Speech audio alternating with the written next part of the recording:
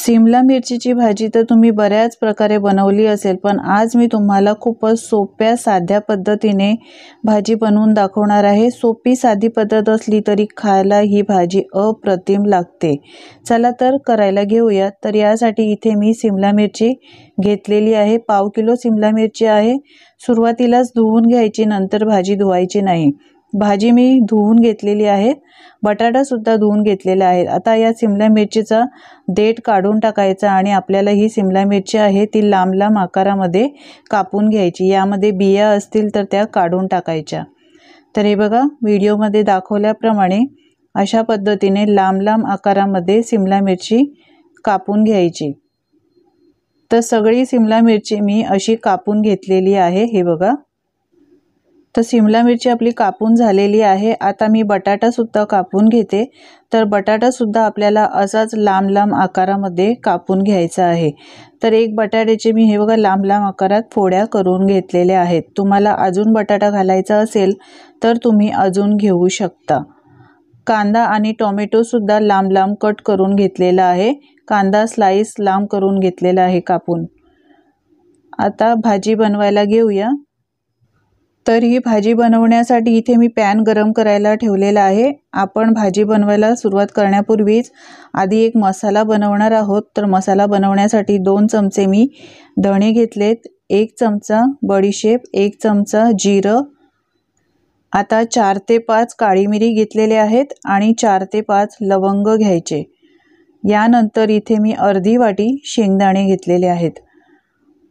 यानंतर ओलं खोबरं मी असे तुकडे करून घेतलेत। तुमच्याकडे किसलेलं खोबरं असेल ते सुद्धा घालू शकता किंवा सुकं खोबरं असेल ते घातलं तरी सुद्धा चालेल।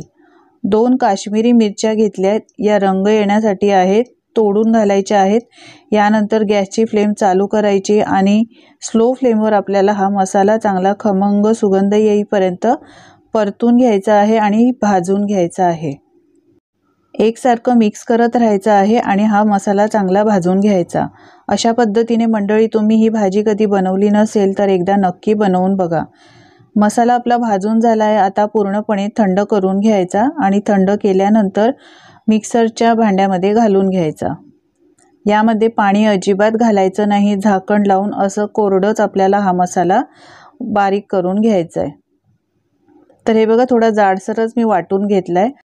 हा मसाला वाटताना मिक्सरचं भांडं कोरडंच घ्यायचं, म्हणजे हा मसाला तुम्ही स्टोर करून ठेवू शकता आणि इतर भाज्यांमध्ये सुद्धा याचा वापर करू शकता। आता भाजी बनवायला घेऊया। यासाठी पॅनमध्ये 2 चमचे तेल घालायचं। आपण जे बटाटे उभे चिरून ठेवलेले होते ते घालायचे आहेत आणि लो टू मीडियम फ्लेमवर एकसारखं असं मिक्स करत शॅलो फ्राय करून घ्यायचे आहेत, जोपर्यंत याचा रंग सोनेरी होत नाही। तर हे बघा, हळूहळू याचा रंग बदलायला आलेला आहे। असं उलटून पलटून सगळ्या बाजूने याचा रंग बदलेपर्यंत आपल्याला शॅलो फ्राय करून घ्यायचे आहेत। तर 2 ते 3 मिनिटातच आपले हे शॅलो फ्राय होतात। फक्त 80% आपल्याला हे बटाटे शिजवून घ्यायचे। तर आता या बटाट्यांचा रंग हळूहळू बदललेला आहे। गॅसची फ्लेम इथे लो टू मीडियमच ठेवलेली आहे। आता हे बटाटे सुद्धा आपले तळून झालेले आहेत, काढून घेऊया। यानंतर आपण सिमला मिरची जी तळून ठेवलेली होती ती घालायची आहे आणि ही सुद्धा आपल्याला 50% फक्त तळून घ्यायची आहेत, या कमी तेलामध्येच। एकसारखं अशा पद्धतीने मिक्स करत राहायचं आहे। तर 2 ते 3 मिनिटातच आपली ही सिमला मिरची सुद्धा चांगली भाजून झालेली आहे। आता ही पण काढून घेऊया।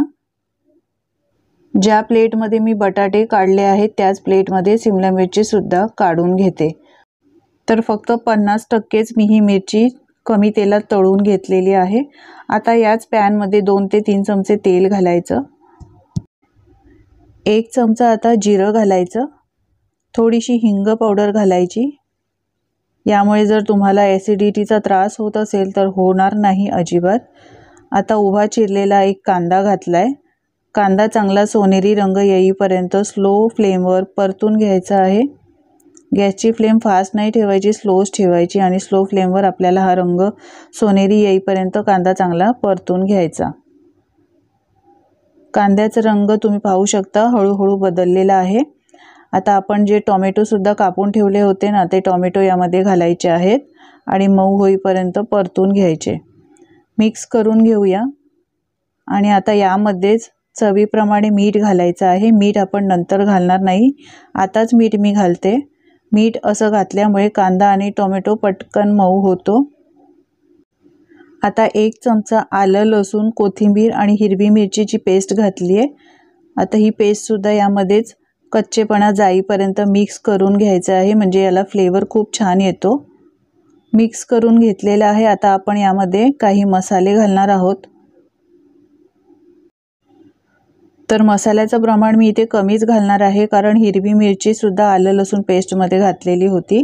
पाव चमचा हळद पावडर, 1 चमचा लाल तिखट आणि अर्धा चमचा काश्मीरी मिरची पावडर घातली आहे। 1 चमचा धणे आणि जिरेची पावडर घातली आहे आणि आपण जो वाटणमध्ये मसाला बनवला होता ना, तो 2 चमचे घालायचे आहे। आता हा मसाला चांगला यामध्येच मिक्स करून घ्यायचा आहे आणि चांगला खमंग सुगंध येईपर्यंत 2 मिनिटं चांगला भाजून घ्यायचा। यानंतर शॅलो फ्राय करून ठेवलेले सिमला मिरची आणि बटाटे घालायचे आहेत आणि पुन्हा व्यवस्थित याला मसाले सगळे कोट करून घ्यायचे।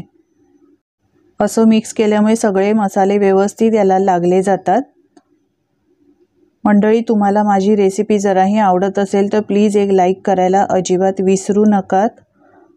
व्यवस्थित मी सगळं मिक्स करून घेतलेलं आहे। आता अगदी थोडंसं पाणी घालायचं आहे, 2 चमचे फक्त मी पाणी घातलेलं आहे।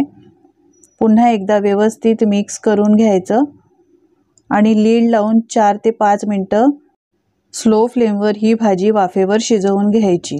तर मी 5 मिनिटं ही स्लो फ्लेमवर वाफेवर भाजी छान शिजवून घेतली आहे। मस्त सुगंध येतोय।